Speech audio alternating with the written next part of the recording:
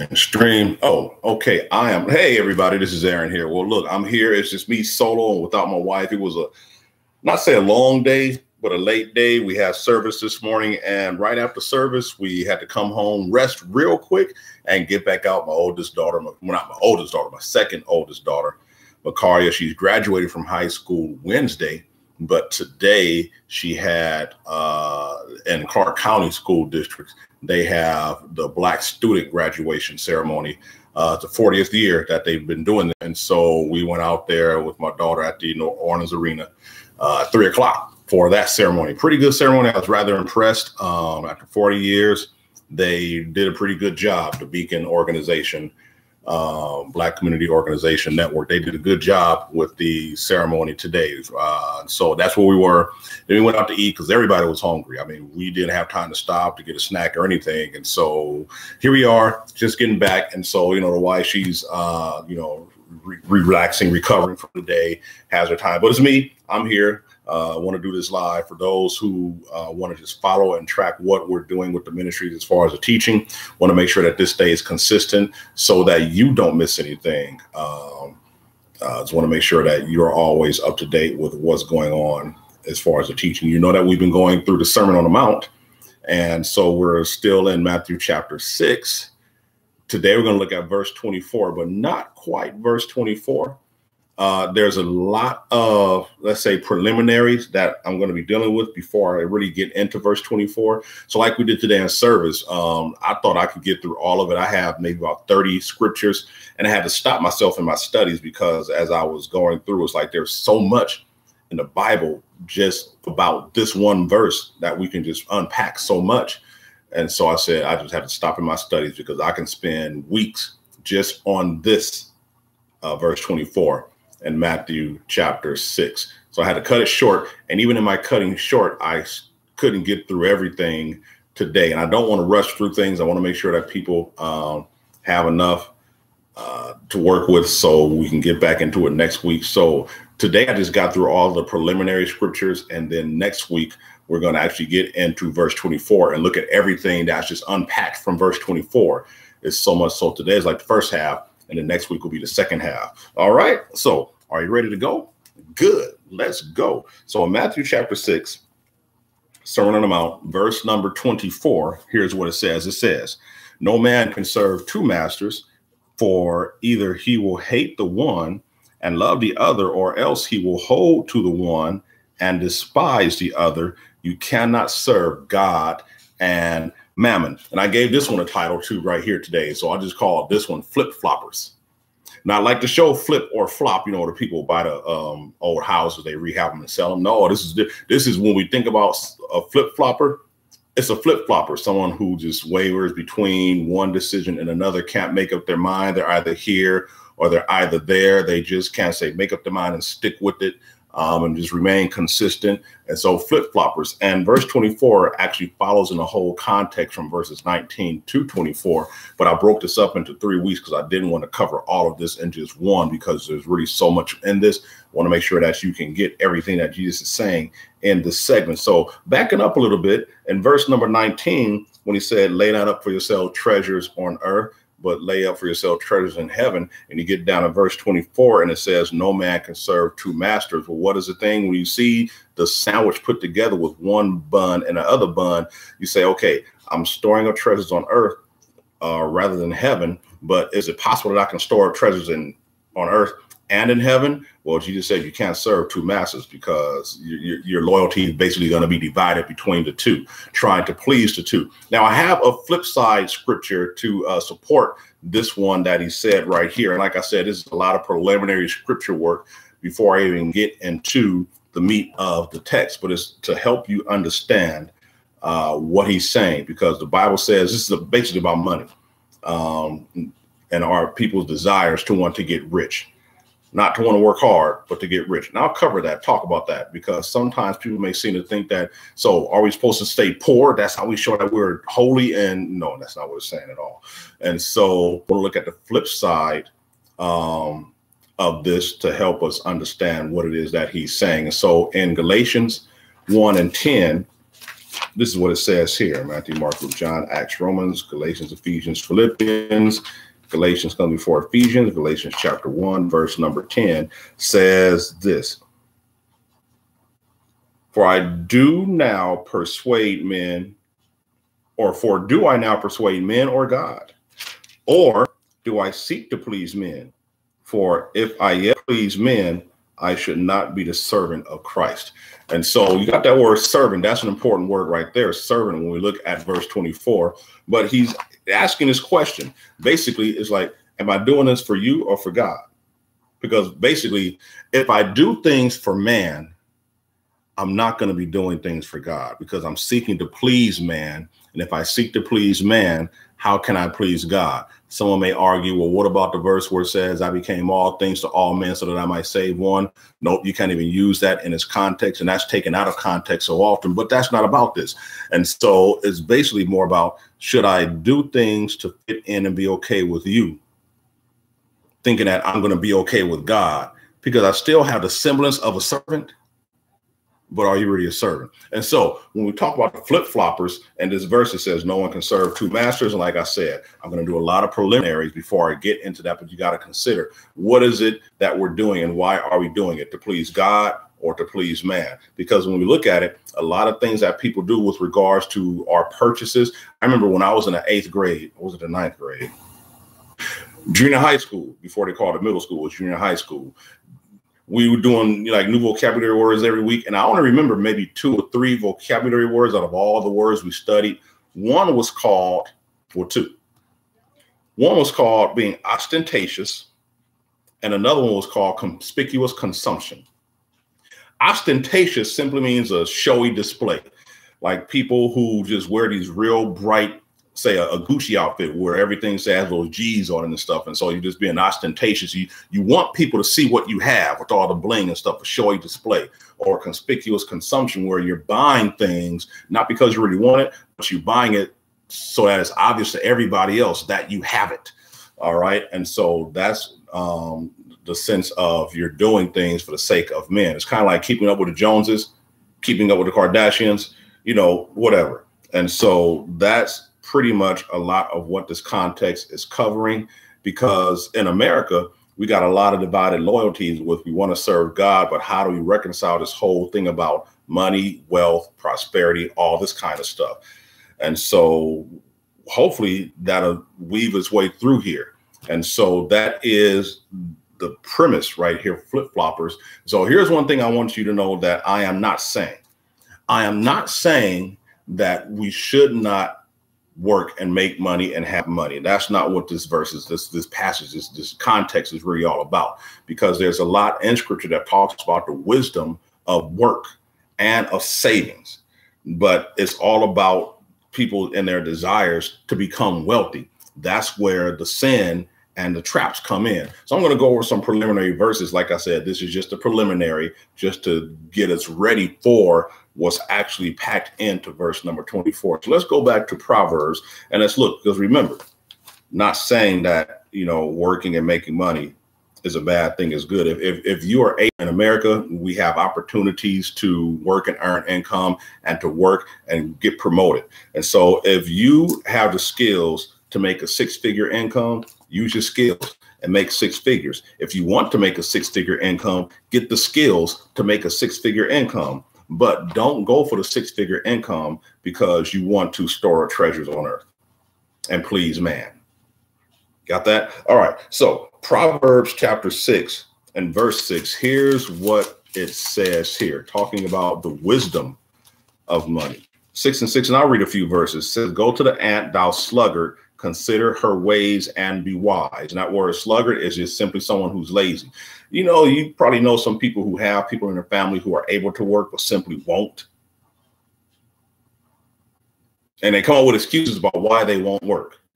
So the sluggard, all right, says, which having no guide, overseer, or ruler, provideth her meat in the summer and gathereth her food in the harvest. How long wilt thou sleep, O sluggard? When wilt thou arise out of thy sleep? So it's giving you an example of an ant who they work and they eat and they store up for the time when they will need it. You get that? It's an idea of savings. It's not an idea of just spending it all when I have it all. And then when I'm in need, all of a sudden, it's like I'm at the altar crying and praying. No, if you have all the provision that you need, be wise with it like the ant. And so, again, it's the idea of working and saving is a good thing. Go to Proverbs chapter 13 and verse 22. And here's what it says there. 13:22. A good man leaveth an inheritance to his children's children, and the wealth of the sinner is laid up for the just. So a good man leaves an inheritance. He leaves something behind. He doesn't squander all of what he has so that when he dies, his family is left with debt or trying to figure out how they're going to take care of your burial expenses or anything because you just spent all your stuff and you have nothing to leave to no one. No, it's saying that a good man leaveth an inheritance. And so, again, like I'm saying, I'm not saying it's a bad thing to work. And I'm not saying it's a bad thing to make a lot of money when you work. It's just about what you do with the resource that God has blessed you with, or you live in this country and you're able to get that and you go for that. We can make money legally. We can make money illegally. You don't want to do the illegal thing. But, you know, it's not so much to say that people who are rich are necessarily bad. They just have a hard time separating themselves. And we covered that in some previous lessons. But let me keep moving on. Let me back up to verse number 4 in chapter 13 of Proverbs. And here's what it says. It says, the soul of the sluggard, there's that word sluggard again. The soul of the sluggard desireth and hath nothing, but the soul of the diligent shall be made fat. So again, it's giving an idea of someone who's lazy, the kind of the person who makes excuses about why they won't work. It's like, all I can do is work at fast food, but I got to pay my rent. If that's all you can do, that's all you can do. I share this with my daughter. I got my two daughters. They're both high school grads now.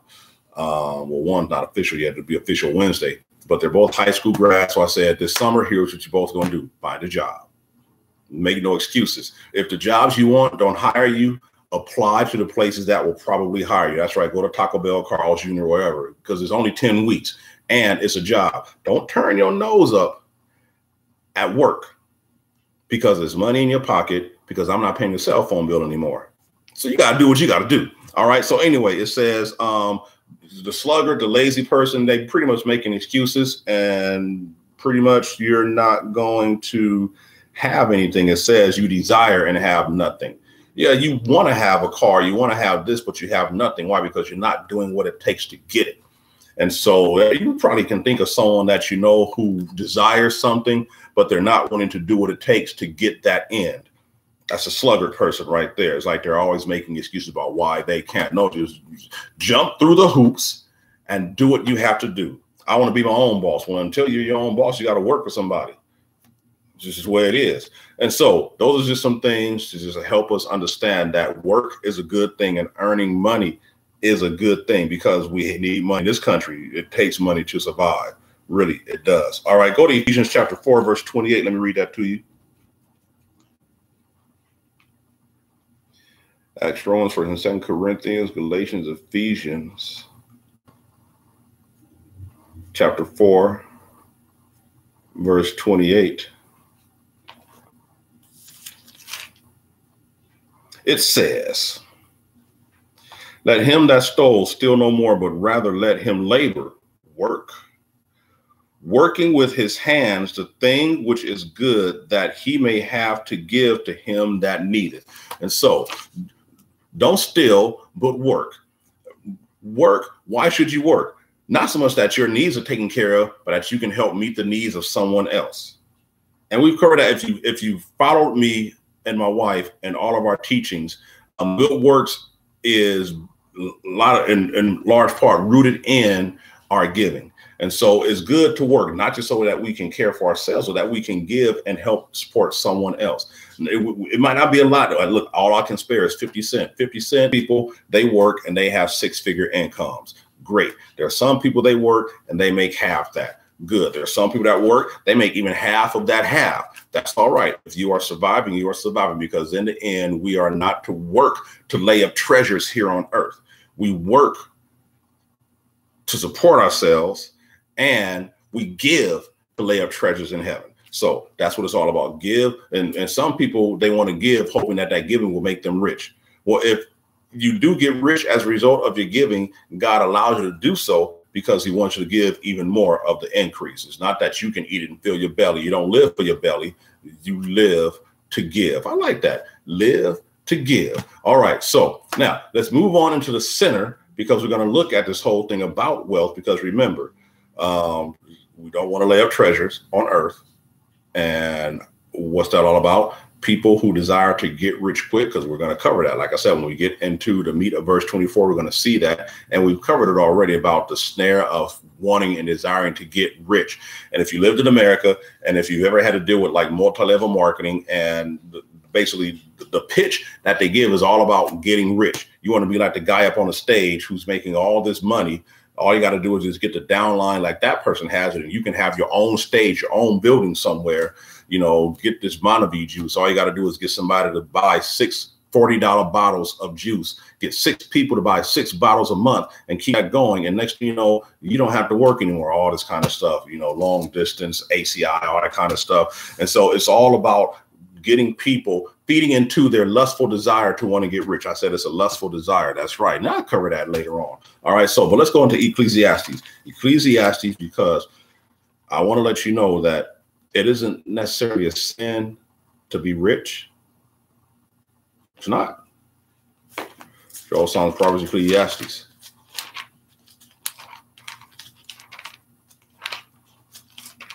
So you're saying it's not a sin to get rich. So why can't I strive to get rich? The Bible says it. That's why. You might be confused, but wait till we go to these couple of verses of Ecclesiastes. Ecclesiastes chapter 5, verse 19. It says this: every man also to whom God hath given riches and wealth, and hath given him power to eat thereof, and to take his portion, and to rejoice in his labor, this is the gift of God. So let me back up again. Every man to whom God has given riches and wealth, and he's allowed them to enjoy that, this is a gift from God. There are people who are rich because God has allowed them to be so. It is his gift to them. So yes, we should not seek to get rich, but there are those whom God allows to get rich because it is his gift. But there's a flip side to that coin. We got to keep reading. And so chapter 6 in Ecclesiastes, I'm going to read verse 1 and verse 2. There is an evil which I have seen under the sun, and it is common among men. Verse 2, what is it? A man to whom God has given riches. Oh, somebody else God made rich. Yeah, another gift. Let's keep reading. Wealth and honor, so that he wanteth nothing for his soul of all that he desireth. Yet God giveth him not power to eat thereof, but a stranger eateth it. This is vanity, and it is an evil disease. So on one hand, God gives people riches, and it's a gift from him, and he allows them to enjoy their wealth. And then there are other people that he gives them riches and honor as well, but he does not really allow them to enjoy it. Other people mooch off of that person, I guess. And so we see that there are rich people, but it's because God has allowed them to acquire those riches. And so there are people, there was this time when the economy was good and strong, and a lot of pastors and churches were infusing in their messages the prosperity. Even those who aren't for the total prosperity message, they wove prosperity into their sermons, saying that, how did one pastor put it? It's like, God is bigger than your dreams, so dream big, stuff like that. And so, and all of a sudden, God is going to fulfill all your biggest dreams. So dream big. And basically, I said it like this. The preachers that I know of that preach this message about how you're going to get blessed if you do all these things, just a matter of time, are pastors who are already wealthy. I've never seen a pastor, and if you know one, let me know, because I'm just not aware of everybody out there. But the pastors that I know of that present that message are already wealthy. And they present the message to a congregation who can't do what the pastors are doing to get wealthy, because these are pastors, they travel around the country and they receive thousands of dollars from all the places they go to and speak. Well, you got a congregation of 10,000 people. They don't have an opportunity to get flown across the country and speak to hundreds of thousands of people and get hundreds of thousands of dollars. They got to go to their jobs And that's basically how it is. And so, like me, I have a day job. I'm not telling people in my congregation that they can be rich, not even going there. I'm just teaching them what the word says to do. You know, I got to work, pay for bills and everything, and worry about my rent going up in a month or two, you know. So that's just, I'm not gonna worry about my rent. I just know it's going to go up. That worry part's coming in a couple of weeks. All right. But that's just how it is. I'm not saying, hey, you know, God's going to make it so I don't have to pay rent tomorrow. I'm not saying that. I got to live in this world, play by the rules. All right. And so those are just some things that, you know, so work is a good thing. Saving money is a good thing. We don't have to just get our money and spend it. No, it's wise to save, to have it for a time when we need it. We just have to make sure that that need is an actual need and not something that we strongly desire and convince ourselves that we need that new pair of shoes or that new outfit. All right. And we see that there are those who are rich because God allows them to be rich. Bless God that he allowed them to get rich. I know that it is my desire to store up treasures in heaven. So how do I do that? By giving. And because Paul told Timothy to encourage those that are rich in this world to be generous in their giving. And so a lot of times people want to get rich not so that they can give, even though they might say that in those multi-level marketing presentations. I just want to give to a lot of people. Give with what you have. You don't need to get rich first to give, because if you're not giving, you get rich, you're not going to give. And so they really desire to get rich because they just want stuff. For real. They do. All right. Now, on the other side, what is not so good about wanting to get wealth? Remember, there are those who are wealthy because God blessed them to be so. It's wise to work and to save. And don't be lazy and make excuses about why you're not going to work. If it's available, go do it. Get the skills you need to get even more. And yes, it's going, I had to learn this lesson in my life. It's like, you know what? I might as well just finish up my credential and stop making excuses, jump through these hoops that they're putting. There is no corner. Every corner is closed. I can only go one way. So I had to go that one way, pay that money. And it was thousands of dollars I had to pay. But once I crossed over, then it's just like, phew, I had to do the dance. And so sometimes you have to do what it takes to get what you say you want or even need. And I had a family to take care of. And so it's decisions, but that's something different. All right, let's go to 1 Timothy chapter 6, verse 9. On to 1 Timothy chapter 6, verse 9. I've talked enough. This will be a short one. I'm not going to my wife to bounce things off of. That's okay. Back next week. 1 Timothy 6:9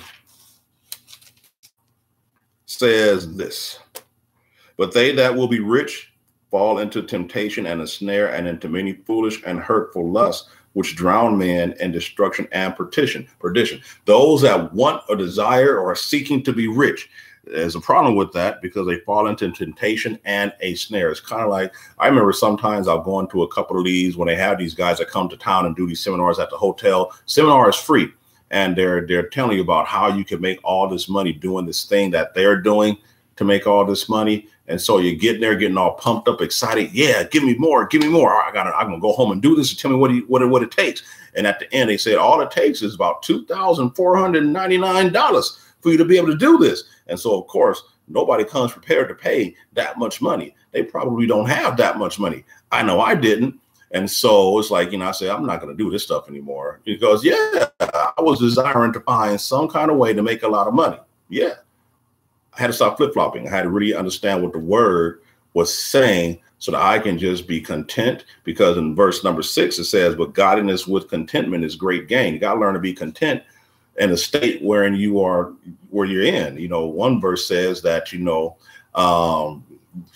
basically the state that God found you and saved you in, be content to remain in that state. So if you got saved and you were poor and broke, be okay being poor and broke. Doesn't mean that you're all of a sudden not going to be poor and broke anymore. You might remain poor and broke for the rest of your days, but you're saved. And if you're doing it right with your works, you're laying up that treasure in heaven. All right, back to Psalm 73:7. It says this. Psalm 73:7.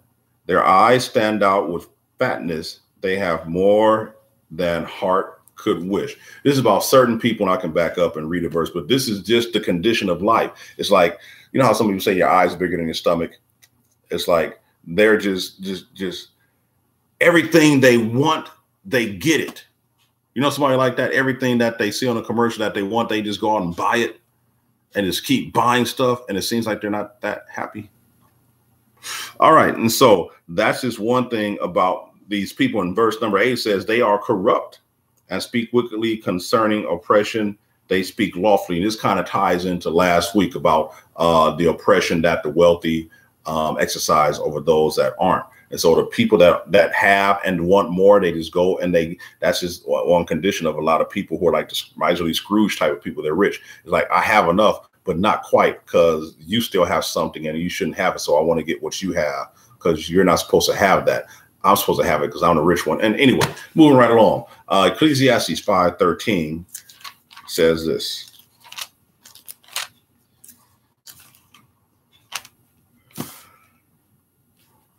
There is a sore evil which I have seen under the sun, namely riches kept for the owner thereof to their hurt. So it's an evil. Hoarding. Remember that one message I did about the making of a hoarder? All right. And so they store up these riches. They're wealthy people and they just keep accumulating these possessions, but it's to their own hurt. And it's an evil. There's so many people that can be blessed if you were just generous, because God, who is rich, he's rich in mercy. And so that's just one thing right there. But then we want to move on into these next things to showing, like, look, what is it that could cause someone, I'm talking about believers, because the Sermon on the Mount is to people in the Jewish community. And so what is it that can cause someone who's in a church to flip-flop? Because believe it or not, if we really consider ourselves, we say, man, you know what? I think I've been flip-flopping some a little bit in the church, because, you know, and there are times when we don't have enough, so we learn to be content. And when all of a sudden we start to get a little bit more, we forget about the time when we were content to have what we had. And all of a sudden, the little bit more that we're able to get isn't enough, but we want to add to it. I think it's about time to get a bigger TV. What's wrong with the one you said that this is fine? I can see it. I can hear it. Now all of a sudden you get a little bit, got a raise. So now you want a little bit more. Learn to be content. So 1 John 2:15, Hebrew James 1st, 2nd Peter 1st, 2nd, 3rd John, Jude. So 1 John 2:15 says this. Like I said, all of this is just the foundation, the preliminaries before we get into verse 24. And I'm not going to do it today. I'm going to do that next week. Verse number 24. So 1 John 2:15, you know this one, love not the world, neither the things that are in the world. If any man love the world, the love of the Father is not in him. So how is that people can begin to flip-flop? That love of the world creeps in. And living in America is hard because we're bombarded with so much marketing and advertising from every sphere that's telling us, hey, you want this? Buy this. I get stuff in the mail. My wife gets stuff in the mail like, hey, you can get this loan. It's a loan. They're saying, just call. Here is your guaranteed to get up to $5,000 cash in your pocket right now. Do whatever you want to do with, but it's a loan. And so they're trying to entice us. And that's what sin does. It draws us because of our lust, James chapter 1, and entices us. All right. And so some people are enticed by this lure to get wealthy because they say you can have it. And yes, there are people who get it, because as we learn that God just allows some people to get it, but we should not strive to get that. If God allows us to become wealthy, it's not because we're seeking to get wealth necessarily, but it's because we're doing something and he just throws it on us. I don't know that part. I'm not wealthy. Well, I am, because there's somebody who does not have what I have. And so to them, I'm rich. You got to look at it like that. Even if you're living in poverty, there's someone who is so impoverished because the only thing they have in their possession is one pot and one rug. That's all they have. And their hut is made out of mud and they have no shoes. That's another country. Yeah, but you got to look at this thing globally. All right. You got to look at it globally. We got people. I remember one guy, he lived in the projects in New York and he came to the projects in LA, and the words that came out of his mouth, he lived in the projects in New York and he saw people living in the projects in LA. And here's what he said. You guys are living in a lap of luxury. People living in the projects to him in LA were living in a lap of luxury compared to his projects in New York. Why? Because the projects in LA, they had grass. So it's relative, y'all. Perspective is relative. So remember, you never know how much you have until you see someone who desires what you do have. And so one thing we know is that we ought not to love the world. That's one thing that can cause us to flip-flop. And here's one thing you got to know. How do you know that we will flip-flop? Well, if we go to 2 Timothy 4:10, we'll see something here in 2 Timothy, and I'm almost done, 4:10. It says this. For Demas hath forsaken me, having loved this present world, and is departed unto Thessalonica, Crescens to Galatia, Titus unto Dalmatia. Demas has forsaken me, having loved this present world. There's one time when Paul spoke of Demas as his co-laborer or fellow servant. In other words, Demas was working with Paul for the Lord, but at some point in time, Demas left Paul because of his love for the world. Flip-flop.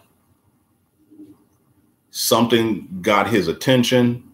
Maybe it's because it's hard, it's cold, we're hungry sometimes. So you know what, this is not for me. I don't know. But Demas forsook Paul because of his love for the world. The scripture says we ought not to love the world. So when it comes to flip-flopping, all this will come into really be solid next week. Last one, James chapter 4. Hebrew, James, 1st, 2nd Peter. James chapter 4 and verse 4. Says this, ye adulterers and adulteresses, know ye not that the friendship of the world is enmity with God? Whosoever therefore will be a friend of the world is the enemy of God. So don't love the world. Like Demas was working for God, but then because of his love for the world, he forsook Paul and thus became friends with the world, became an enemy to God. Flip-flopping. And so we got people who are sitting in churches. Hey, yes, they're there. They may be in a choir, but we have to really, and you have to really examine, am I really truly serving God, or am I flip-flopping because of my desire and love for the things that it's not just the world, but the things that the world produces. That's how we're being enticed. And so, like I said, this is just the preliminaries. Getting into next week in his last verse, especially in James chapter 4, verse 4, that those who are friends with the world become the enemies of God. That's really going to come in because verse 24 in chapter 6 is really deeper than you think. When we look at it and look at those words and get into it, that whole thing about being an enemy is going to come in as well. And you're going to see that, when it comes, because if we all examine ourselves, we flip-flop from time to time because sometimes it gets hard just to be content. Sometimes we want more. We desire to be rich because we don't want to struggle like we struggle. It's like, come on, I want to live like that too. I'm tired of looking at, I see these houses. I want to make the kind of money to live in that kind of house. We live in a country where it's possible, but we don't want to get to a point where we become like the rich man who has so much that we're unwilling to separate with it because we have so much. Like Jesus said, it's easy for a camel to make it through the eye of a needle than it is for a rich person to make it into heaven. But that's all I have for you tonight. So next week, look for the actual meat. We're going to really get into verse 24 next week with that. We're going to unpack that text. Everything today was just a preliminary, just to let you know that this whole thing is not against working and making money. There's a wisdom about how you handle money, saving and giving. Saving and giving, not storing up for ourselves. All right. And there are those that God allows, he makes them rich. He allows them to get rich. And so, but we ought not to seek to become rich. That's what this whole context is all about. And then in the coming weeks, because there is a conclusion to this context, there's like a part B to this. And so we'll get to that so we can really understand how we ought to live in this world with relation to money and stuff. Well, that's all I have for you. So I thank you for listening. Look for us next week and check out our website. It's being updated as I speak. Well, not as I speak, but it will be updated. Summer school's out, so I have a lot of time to really do some stuff with some stuff now. And so look for that. I'll put some more blog posts up just to keep you updated. But thanks for watching. Thanks for listening. And until next time, y'all, this is Aaron, buildministrieslb.com. That's the website. All right. Thank y'all.